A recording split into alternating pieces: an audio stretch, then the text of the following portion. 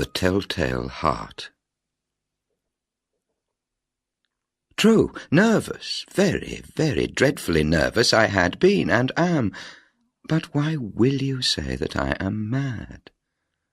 The disease had sharpened my senses, not destroyed, not dulled them. Above all was the sense of hearing acute. I heard all things in the heaven and in the earth. I heard many things in hell. How, then, am I mad? Hearken, and observe how healthily, how calmly I can tell you the whole story. It is impossible to say how first the idea entered my brain. But once conceived, it haunted me day and night. Object there was none. Passion there was none. I loved the old man. He had never wronged me. He had never given me insult. For his gold I had no desire. I think it was his eye. Yes, it was this. He had the eye of a vulture, a pale blue eye with a film over it. Whenever it fell upon me, my blood ran cold. And so, by degrees, very gradually, I made up my mind to take the life of the old man, and thus rid myself of the eye forever.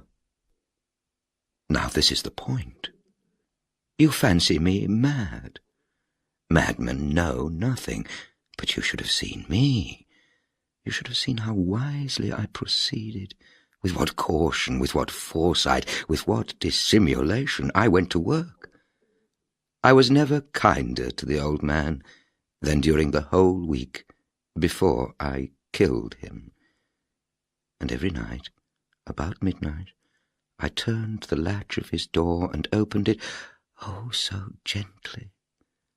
And then, when I had made an opening sufficient for my head, I put in a dark lantern, all closed, so that no light shone out, and then I thrust in my head. Oh, you would have laughed to see how cunningly I thrust it in. I moved it slowly, very, very slowly, so that I might not disturb the old man's sleep. It took me an hour to place my whole head within the opening so far that I could see him as he lay upon his bed. Ha! Would a madman have been so wise as this? And then, when my head was well in the room, I undid the lantern cautiously, oh, so cautiously, for the hinges creaked. I undid it just so much that a single thin ray fell upon the vulture eye. And this I did for 7 long nights, every night just at midnight.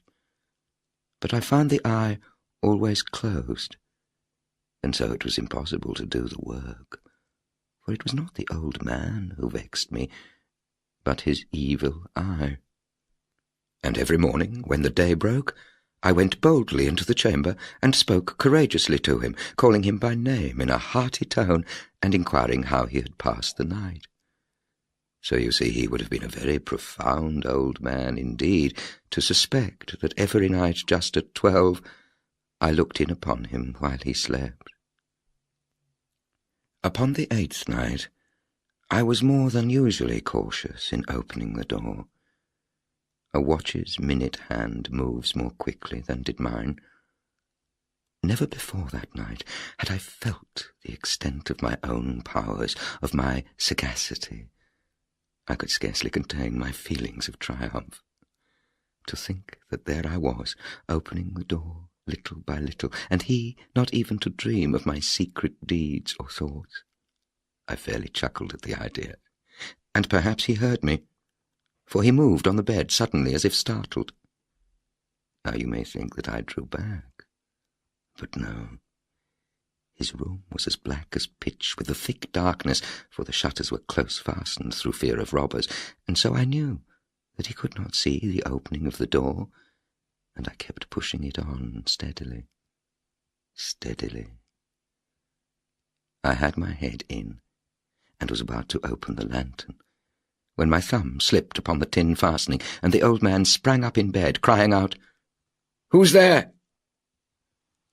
I kept quite still and said nothing. For a whole hour I did not move a muscle, and in the meantime I did not hear him lie down. He was still sitting up in the bed, listening, just as I have done, night after night, hearkening to the death watches in the wall. Presently I heard a slight groan, and I knew it was the groan of mortal terror. It was not a groan of pain or of grief, oh no, it was the low, stifled sound that arises from the bottom of the soul when overcharged with awe. I knew the sound well. Many a night, just at midnight, when all the world slept, it has welled up from my own bosom, deepening with its dreadful echo the terrors that distracted me. I say, I knew it well. I knew what the old man felt, and pitied him, although I chuckled at heart. I knew that he had been lying awake ever since the first slight noise, when he had turned in the bed. His fears had been ever since growing upon him. He had been trying to fancy them causeless, but could not. He had been saying to himself, "It is nothing but the wind in the chimney. It is only a mouse crossing the floor, or it is merely a cricket which has made a single chirp."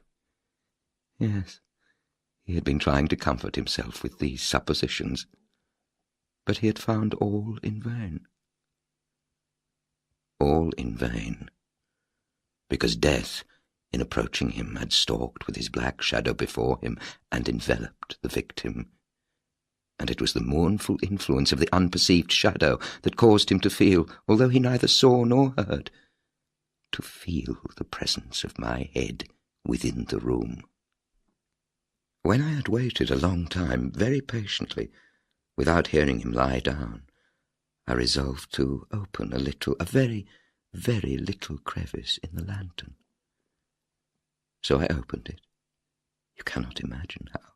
Stealthily,